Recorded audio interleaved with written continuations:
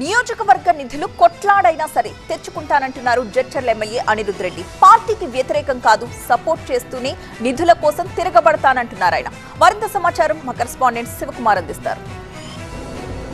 నియోజకవర్గాల్లో అభివృద్ధి పనులకు నిధులు అందడం లేదన్నటువంటి ప్రచారం జోరుగా సాగుతోంది. ఇదే అంశానికి సంబంధించి కొంతమంది ఎమ్మెల్యేలు ప్రభుత్వం పట్ల అసంతృప్తిగా ఉన్నట్టు కూడా వార్తలు వస్తున్నాయి. ఇదే అంశానికి సంబంధించి మనతో పాటు మాట్లాడడానికి జడ్చర్ల ఎమ్మెల్యే అనిరుద్ రెడ్డి ఉన్నారు. ఆయన అడిగి మరిన్ని రోజులు తీసుకున్నాం. సార్, నిజంగా నిధులు రావటం లేదనేది వాస్తవమే? నిధులు రావడం లేదని నేను అంటలేను. ఉదండపూర్ రైతులకి రేటు పెంచడము, 18 లక్షలు ఇప్పించడం, 631 కోట్ల రూపాయలు, 631 crores సీఎం రేవంత్ గారు ఇచ్చిన తర్వాతనే జడ్చర్లకు వచ్చి మీటింగ్ పెట్టినారు. నిధులు వస్తున్నాయి. నేను మాట్లాడేది రోడ్స్ అండ్ బిల్డింగ్స్, పంచాయత్ రాజు, వేరే బిల్డింగ్స్, కాంట్రాక్టర్స్ బిల్స్, దాని గురించి అవి కూడా కరెక్ట్గా. ఎందుకంటే బీఆర్ఎస్ ప్రభుత్వం ఉన్నప్పుడు మొత్తం నాశనం చేసేసాం, అప్పుల పాలు చేసిన తెలంగాణని చేసినారు. అంటే బిల్స్ కూడా ఇవ్వలేని పరిస్థితికి, వాళ్ళు బిల్స్ ఇవ్వకుండా ఆ భారం అంతా మా ప్రభుత్వం పైన పడ్డారు. ఈరోజు నేను మాట్లాడేది ఏంది, జడ్చర్ల నియోజకవర్గంలో నాకు రోడ్డు శాంక్షన్, రోడ్స్ కంప్లీట్ కావాలంటే బిల్స్ రిలీజ్ కావాలి. సో నా ప్రజలు కావాల్సింది అనేది నేను కొట్టాడేదంటే తప్పేం లేదు అని నేను దాని మీద స్టేట్మెంట్ ఇచ్చాను. నేను ఏం పార్టీకి అగేన్స్ట్ ఇవ్వలే, ఎవరికి ఏం ఇవ్వలే. నేను ఎట్టాడోనంటే అందరిలాగా పోయి నేను అడుక్కునేటోని కాదు. నేను అడుక్కోను. ప్రజలు నన్ను గెలిపించినది దేనికోసము, వాళ్ళ సమస్యల గురించి మాట్లాడేదానికి. మాట్లాడతాను, రిక్వెస్ట్ చేసుకుంటాను, పని చేయించుకుంటాను.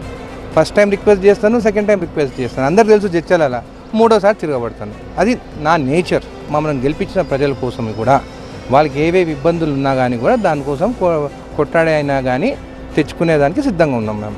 మీతో పాటు ఇంకా కొంతమంది ఎమ్మెల్యే టచ్లో ఉన్నారు ఈ నిధుల అంశంలో? ఓవర్ ఎమ్మెల్యేలు వాళ్ళది సింపుల్ చెప్తే ఓవర్ కాన్స్టిట్యున్సీ వాళ్ళు ప్రొటెక్ట్ చేసుకోవాలి. ప్రొటెక్ట్ చేసుకోకుండా ఉంటే వాళ్ళకి మన ప్రజలు బుద్ధి చెప్తారు. సో ప్రజలకి వాళ్ళకి ఏది కావాలనో ఎమ్మెల్యే ముందు నిలబడాలి.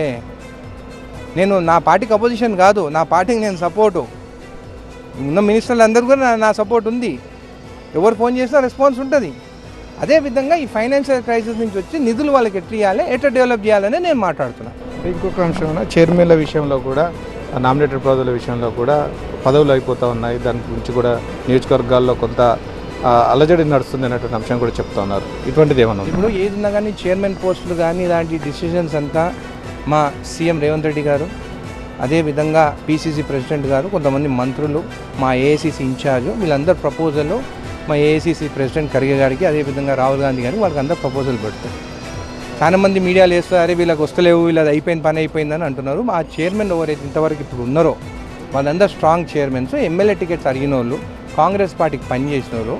నా అభిప్రాయం ఏంటంటే వాళ్ళని కంటిన్యూ చేస్తే బాగుంటుందని. కానీ ఏదున్నా కానీ పార్టీ డిసిషన్ ఇస్ ఫైనల్. వాళ్ళు ఏది చెప్పినా దాన్ని కట్టుబడి ఉంటాం.